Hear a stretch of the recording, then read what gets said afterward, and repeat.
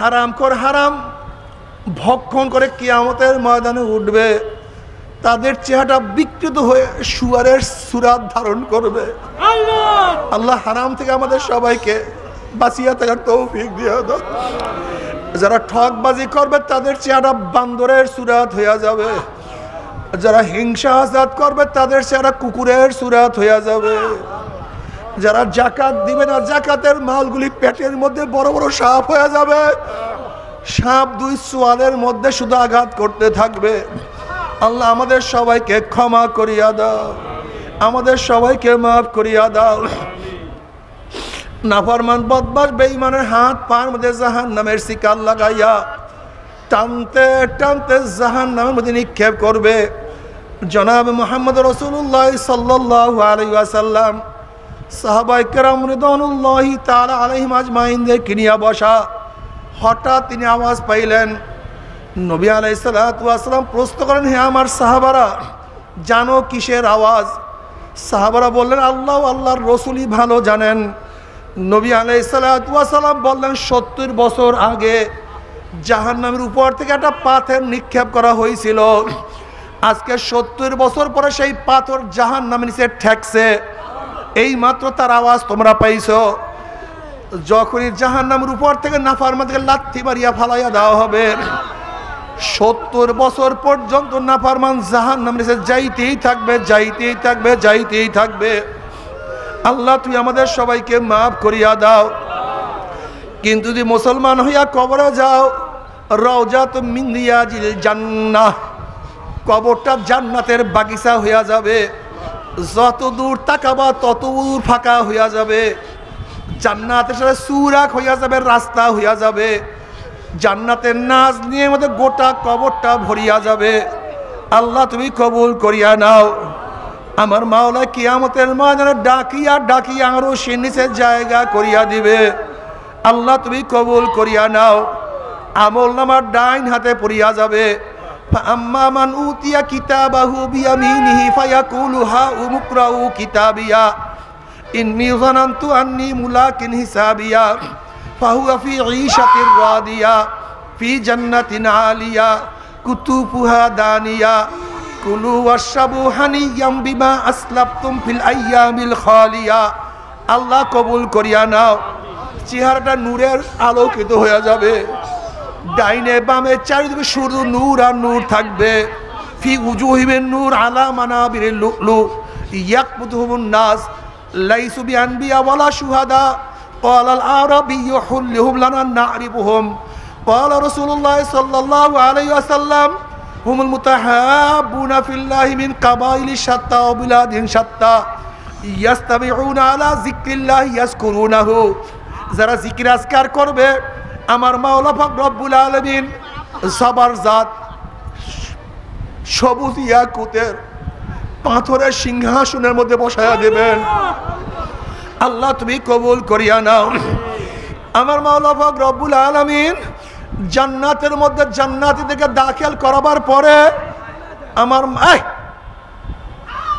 আমার মাওলার তরফ থেকে সালামুন কাওলাম মির রব্বির রহিম, শুধু শান্তি আর শান্তি, শুধু শান্তি আর শান্তি। অশান্তি কি জিনিস আর কোনোদিন দেখা লাগবে না। আমার মাওলা পাক রব্বুল আলামিন ফেরেশতা থেকে ফেরেশতারা আমার বান্দা বান্দির কাছে প্রশ্ন করো, আমি তাদের সাথে যে ওয়াদা করছি সেই ওয়াদা কি পালন করছি নাকি? তখন জান্নাতীরা বলবে, মাওলা তুমি যে ওয়াদা করছো তার চেয়ে কোটি কোটি গুণ বেশি নিয়ামত আমরা পেয়ে গেছি, কিন্তু একটা ওয়াদা এখনো পালন করো নাই। অমনি আমার মাওলা বলবে, ফেরেশতারা আমি জান্নাতীদের সাথে ওয়াদা করছিলাম জান্নাতের মধ্যে তাদের সাথে সাক্ষাৎ করব, দেখা করব, কিন্তু এখনো আমি তাদের সাথে সাক্ষাৎ করি নাই, দেখা করি নাই। এ ফেরেশতারা নূরের পর্দা সরাইয়া দে। যখন ৭০,০০০ নূরের পর্দা সরাইয়া দেওয়া হবে, নবী আলাইহিস সালাতু ওয়াস সালাম ফরমান, সাতারাউনা রাব্বাকুম কামা তারাউনাল কমারা লাইলাতাল বদরে। যেরকম পূর্ণিমার চন্দ্র আকাশে উদিত হইলে ধাক্কা ধাক্কি ভিড়া ভিড়ি ব্যতীত প্রত্যেকের জায়গার থেকে পূর্ণিমার চন্দ্র দেখতে পারে, যখন আমার মাওলায় ৭০,০০০ নূরের পর্দার মধ্য থেকে বের হয়ে আসবেন, প্রত্যেকটা জান্নাতি ভিড়াভিড়ি ধাক্কা ধাক্কি বেদিত প্রত্যেকের জায়গার থেকে আমার মাওলাকে দেখিয়া ফেলাইবে। আমার মাওলাকে দেখার সাথে সাথে সমস্ত জান্নাতীরা সেজদার মধ্যে পড়িয়া যাবে। এক সেজদার মধ্যে কোন রওয়ায়াত আছে 40,000, কোন রওয়ায়াত আছে 70,000 বছর কাটিয়া যাবে। জান্নাতীদের হুঁশ থাকবে না। আল্লাহ তুমি কবুল করিয়া নাও। তবে মুমিন মুসলমান বলতে সবাইরই মনে চায় গুনার থেকে ফিরিয়া না কামল করিয়া মাওলার জান্নাত কিন্তু সবাইরই যাইতে মনে চায়। গুনাহ নিয়া মাওলার জাহান্নামে কাউ এই বেয়াকুব কোথাকার অসভ্য।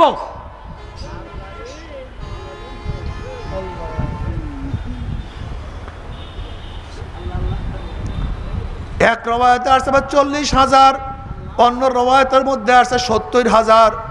70,000 বছর কাটিয়া যাবে, জান্নাতে আর কোনো হুঁশ থাকবে না। এ আমার যুবক বাবারা, আমার মুরব্বী বাবারা, পর্দার মা বোনেরা, দুনিয়ার মধ্যে কয়দিন বাঁচবো? 30 বছর, 40, 50, 60, 70, 80 বছর। আর যদি মাওলাকে একবার দেখিয়া ফেলো সেখানে কাটিয়া যাবে 70,000 বছর। 70,000 বছর।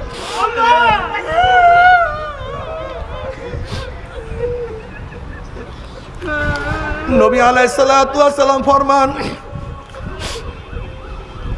মান আহাব্বা লিকা আল্লাহ আহাব্বাল্লাহু লিকাহু ওয়া মান কারিহা লিকা আল্লাহ কারিহাল্লাহু লিকাহু। আমার মাওলার সাথে সাক্ষাৎ করাকে পছন্দ করে, আমার মাওলা তাদের সাথে সাক্ষাৎ দেওয়ার জন্য অপেক্ষায় আছে। আর আমার মাওলার সাথে সাক্ষাৎ করতে চায় না,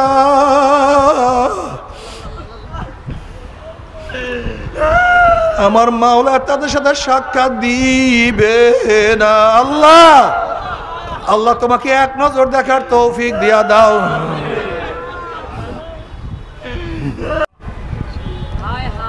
আসলে আমাদের দেশের অধিকাংশ মানুষ তো দূরের কথা, মুসলমানরা পর্যন্ত ইসলাম সম্পর্কে ওয়াকিফাল না, ইসলাম সম্পর্কে জানে না, ইসলাম সম্পর্কে বুঝে না।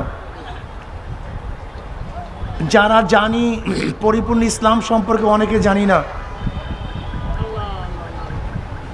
একদল কি ইসলামকে অস্বীকার করছে, আর একদল ইসলামকে আংশিক মানছে, আর সামান্য কিছু মানুষ ইসলামকে পরিপূর্ণ মানার চেষ্টা করতেছে। আল্লাহ পাক কালামে পাকের মধ্যে ফরমান, ইয়া আইয়ুহাল্লাযীনা আমানু দুখুলু ফিস সিলমি কাফা, হে মুমিনরা ইসলামের মধ্যে পরিপূর্ণ প্রবেশ করো। তার মানে এই আয়াতের দ্বারাই বোঝা যায় কিছু মানুষ আংশিক আছে, কিছু মানুষ নাই, কিছু মানুষ পূর্ণ আছে। কি কথা ঠিক না? উদখুলু আমরের আসল উজুব, প্রবেশ করো নির্দেশ, অবশ্যই তোমাকে করতে হবে। এমন না যে করলে করলাম, না করলে না করলাম, ঢুকলে ঢুকলাম, না ঢুকলে না ঢুকলাম, এটা হবে না। উদখুলু প্রবেশ করো ফিস সিলমি ইসলামের মধ্যে, কাফা পূর্ণ, আংশিক না। এক ব্যক্তি ঘরের মধ্যে এক পাও দিছে আর এক পাও বাহিরে, লোকটা বাহিরে না ভিতরে? যদি গোটা শরীর ভিতরে তো ভিতরে, গোটা শরীর বাহিরে তো বাহিরে। ফিস সিলমি কাফা পূর্ণ। এখানে আমার ছাত্র বাবারা আছেন, জ্ঞানী মানুষগুলি আছেন, আমার টুপিটা পরিষ্কার, যদি এখানে কলমের নিপের পরিমাণও দাগ থাকে তাহলে পূর্ণ পরিষ্কার না কিছু অপরিষ্কার? যদি কলমের নিপের পরিমাণও যদি দাগ থাকে তাহলে পূর্ণতা নাই, অপূর্ণ। যখন আমার টুপির মধ্যে কলমের নিপের পরিমাণও কোনো ময়লা না থাকবে তখন পূর্ণ পরিষ্কার। উদখুলু ফিস সিলমি কাফা, ইসলামের মধ্যে পরিপূর্ণ প্রবেশ করো। যদি প্রশ্ন করে ভাই তোমার নাম কি, বলে আমার নাম সেন্টু, এরকম নাম নাই? যদি দ্বিতীয় প্রশ্ন করি তুই মুসলমান না হিন্দু, কারণ আমি তো সন্দেহ করতেছি তুই মুসলমান না, কেন তোমার নামের মধ্যে ইসলামের পরিচয় পাই নাই। তোমার নাম কি আব্দুর রহমান, লোকটা কে ভাই? তোমার নাম কি কেন্টু, বলেন তো কে? বলেন। তোমার নাম কি মিন্টু, বলেন নাম কি? মুসলমান না হিন্দু? বুঝা যায় না। ও মা তোমার নাম কি? কাল আমার নাম শাপলা, আর নাম রীতা। কি বুঝলেন? যদি বলি ফাতেমা, আয়েশা, খাদিজা, তার মানে হলো রেন্টু, কিন্টু, ফিন্টু এই নামের মধ্যে ইসলামের পরিচয় নাই। কিন্তু আব্দুল্লাহ, আব্দুর রহমান, আয়েশা, খাদিজার মধ্যে তা তোমার নাম যে কিন্টু ফিন্টু রাখছো, নিশ্চয়ই তুমি মুসলমান নাম রাখতে, মুসলমান নাম রাখতে পারো নাই, এটাই বাস্তবতা। কিন্তু আল্লাহ কি বলছেন? পূর্ণ। তোমার নাম শুনলেই যেন বুঝে এই ব্যক্তি, কিন্তু তোমার নাম শুনলে বুঝা যায় না। কাজে তুমি নামের মধ্যে ইসলাম রাখতে পারো নাই, ইসলাম অনুযায়ী নাম সাজাতে পারো নাই। আমার মাথা দেখলে মনে হয় কি আমি খ্রিস্টান না হিন্দু না মুসলমান? অনেকের মাথা দেখলে প্রশ্ন করতে হবে তুমি কে, তার মানে মাথার মধ্যে ইসলাম। আমার চেহারা দেখলে কি মনে হয় আমি খ্রিস্টান না হিন্দু না মুসলমান?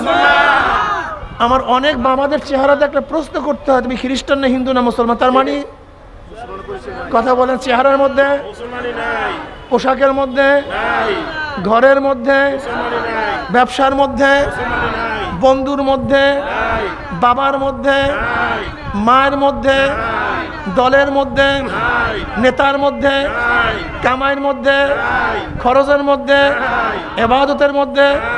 আল্লাহ কি বলছিলেন? পূর্ণ। তোমার সব জায়গায় ছিদ্র, সব জায়গায় ছিদ্র, সব জায়গায় ঘা, নামের মধ্যে ঘা, মাথার মধ্যে ঘা, চেহারার মধ্যে ঘা, তোমার পোশাকের মধ্যে ঘা, কোন জায়গায় তো ইসলাম নেই। এত সব ফাঁকা, ফাঁকা জোকা। যদি একজন আলেমকে প্রশ্ন করে ভাই এত কিছু হয়ে যাইতেছে, সব দেশ তছনছ হয়ে যাইতেছে, সেকুলাররা দখল করতেছে, বলে ভাই আমি তো বড় ইবাদত নিয়ে ব্যস্ত আছি, আমি তো বহুত বড় ইবাদতের মধ্যে আসি। আসলে ইবাদত শব্দের অর্থ তিনি বোঝে নাই, সমস্যাও এখানে। তাকদিম তাখির সম্পর্কে জানে না। ইউনাব্বাল ইনসানু ইয়াউমাইজিন বিমা কদ্দামা আখার। তাকদিম তাখির সম্পর্কে বোঝা নাই আর জানা নাই। তাকদিম তাখির বুঝেন তো? আল্লাহ পাক কিয়ামতের ময়দানে তাকদিম তাখির সম্পর্কে প্রশ্ন করবেন। এই কথাটা খুব ভালো মতো বুঝেন। কি সম্পর্কে প্রশ্ন করবেন? আগে এবং পরে সম্পর্কে। আগে এবং পরের সম্পর্কে প্রশ্ন করো। তুমি এই কাজটা আগে করলা কেন, এই কাজটা পরে করলা কেন? এই কাজটা তো আগে হওয়ার কথা ছিল, এই কাজটা তো পরে হওয়ার কথা ছিল। তুমি পরের কাজ আগে করছো, আগের কাজ পরে করছো, এ সম্পর্কেও জিজ্ঞাসিত হবেন। খুব ভালো মতো বুঝেন তো।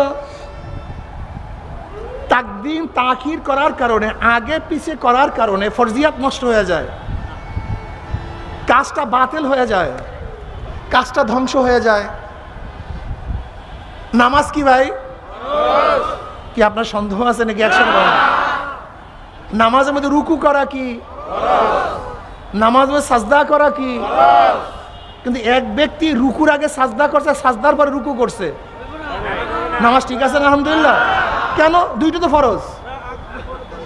রুকু ফরজ, সাজদা অসুবিধা কি? সে একটু রুকুর আগে সেজদা করছে, সেজদার আগে রুকু করছে, সমস্যা কি? কিসের কারণে? তাকদিম তাখির করার কারণে। দুদিও ফরজ, দুইটা কাজই ফরজিয়াত আদায় করছে, কিন্তু তাকদিম তাখির করার কারণে আমলটা বাতিল। তোমাকে অবশ্যই মনে রাখতে হবে তুমি যে কাজগুলি করো আলেমরা, এটা ভালো কাজ, ফরজিয়াত কাজ, কিন্তু যখন বাতিলের মোকাবেলা করতে হবে তখন নফল পড়া, অন্য কাজ করা ফরজিয়াত তরক হয়ে যায়। বুঝতে হবে, এটা তুমি বোঝো নাই। নফল পড়া ভালো, কিন্তু পুরা জিহাদ লাগছে, যুদ্ধ লাগছে, বাতিলের মোকাবেলার সময় অংশগ্রহণ করছে, তখন তুমি বসে বসে জিকির করতে আসো আর একেবারে নামাজ পড়তে আসো। খুব ধ্যানের। এটা তাকদিম তাখির তোমার ঠিক হয় নাই, তুমি ভুল করতেছো। এ সম্পর্কে আল্লাহ জিজ্ঞাসা করবেন। আজকে আল্লাহ না করুক যদি আমার মতো মৌলবী এই 5ই আগস্টের যুদ্ধ অবতীর্ণ না হইতাম, তাই বলেন তো আলেমদের অবস্থা কি হইতো একটু বলেন তো। ওই যে 71-এর ঘটনা আবারও ঘটতো, ওই 71-এর ঘটনা আবারও ঘটতো।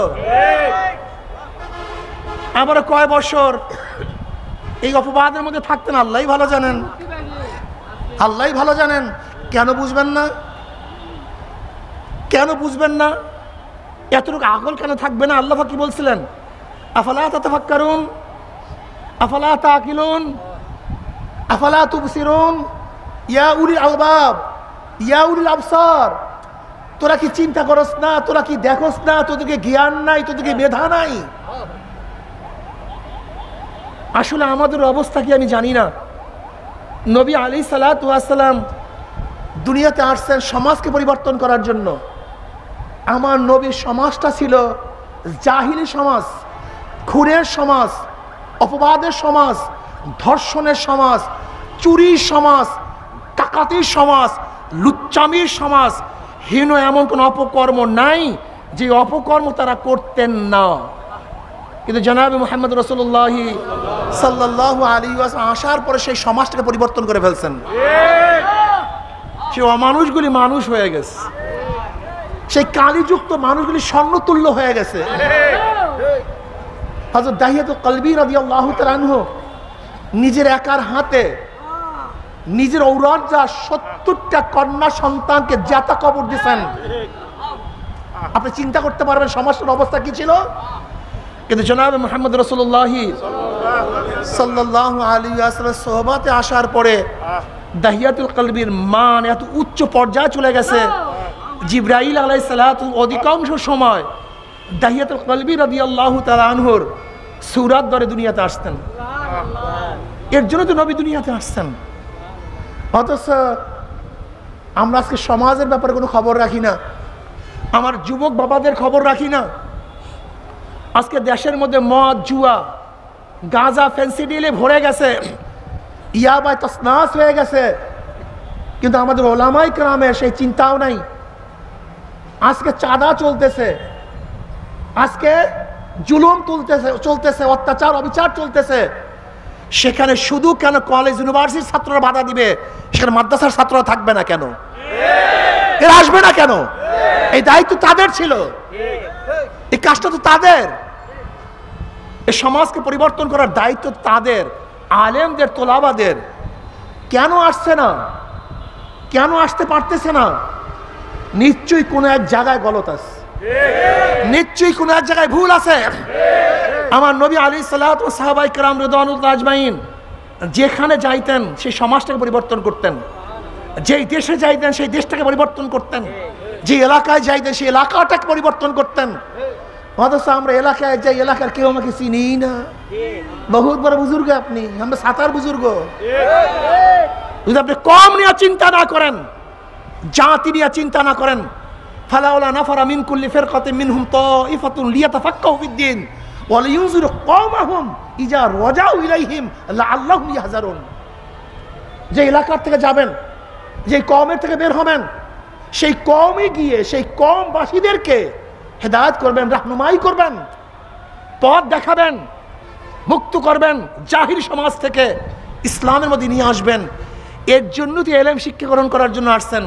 আপনাকে আল্লাহ বলে নাই যেখানে এলেম শিখছো ওখানে বসে যাও।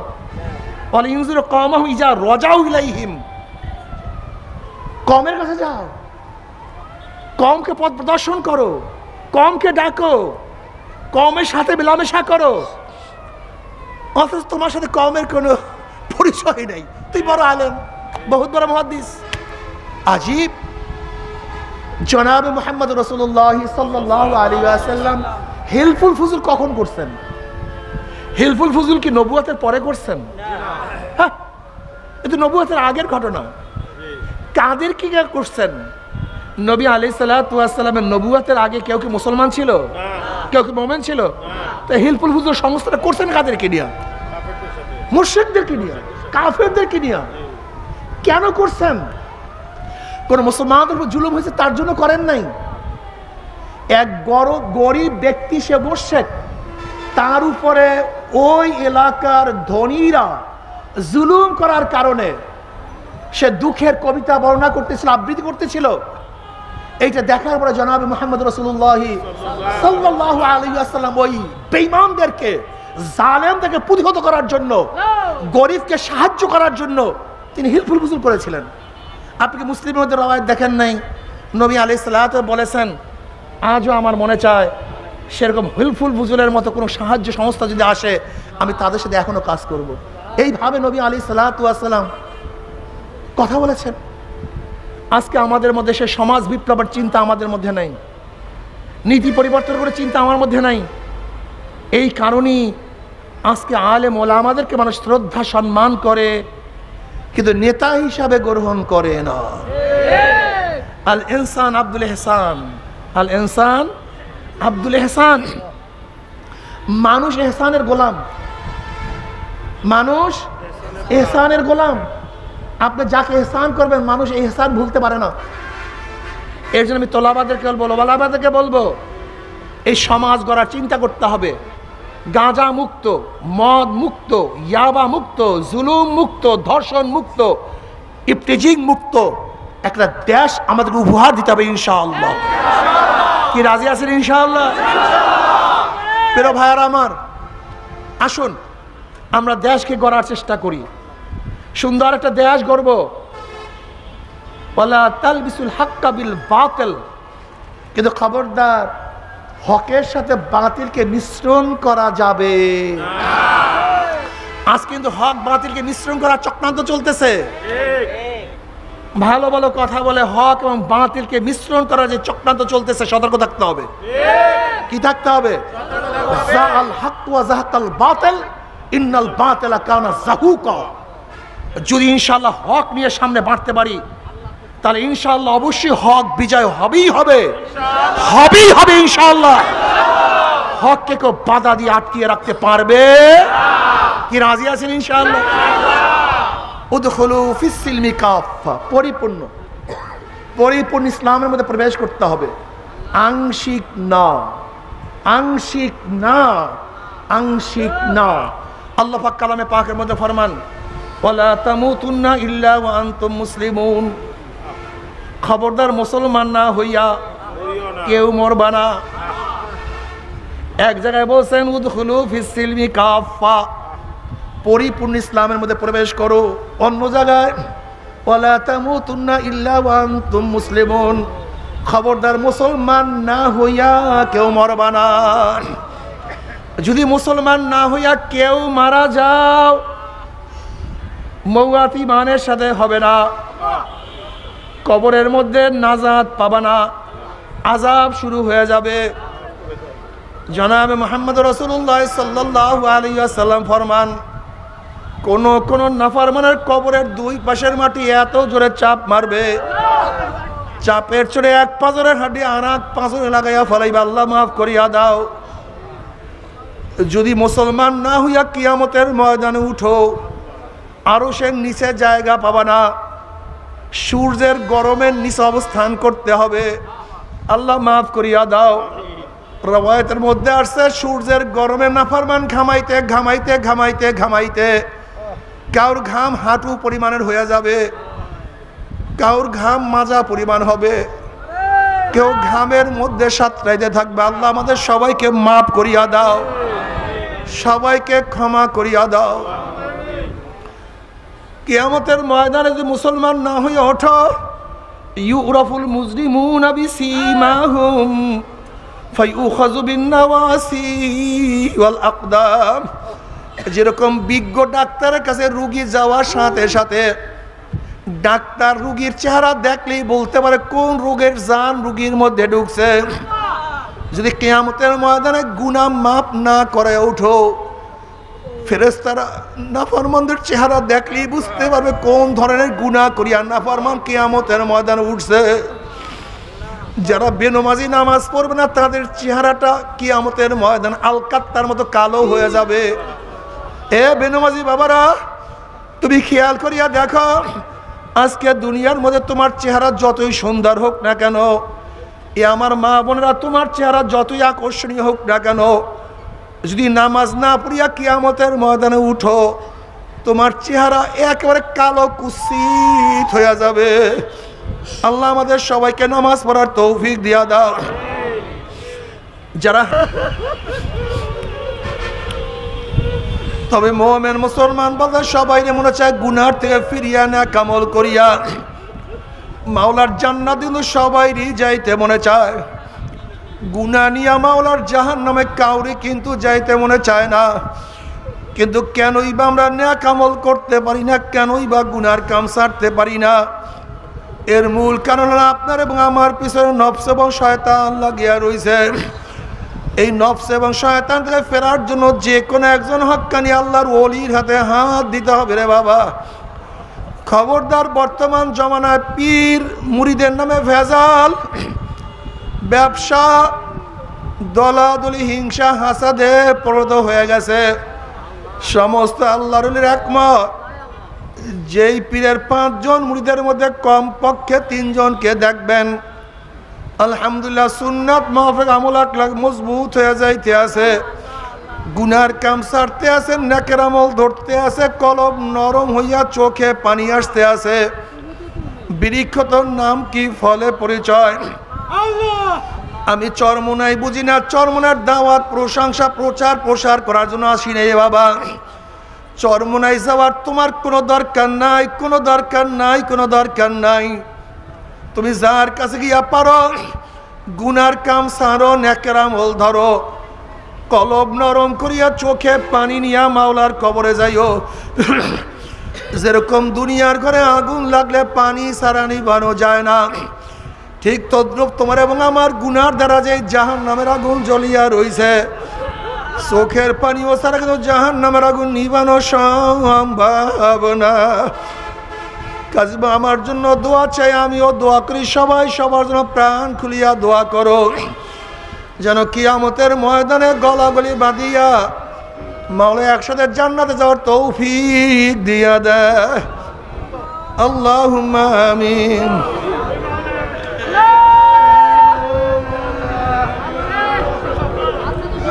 ও আমার পর্দালে মা বোনেরা, 2 হাত তুলিয়া মাওলার দরবারে কান্দো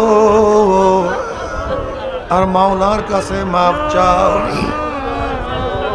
কান্না না আসলে মনের বুঝরে মন একদিনে ঘরের দরজা দিয়ে নতুন বউ হইয়া উঠছিল রে মন। কত মেয়েলোকে শরবত খাইছে, কত মেয়েলোকে বাতাস করছে, আবার একদিন ঘরের দুয়ার দিয়ে মরা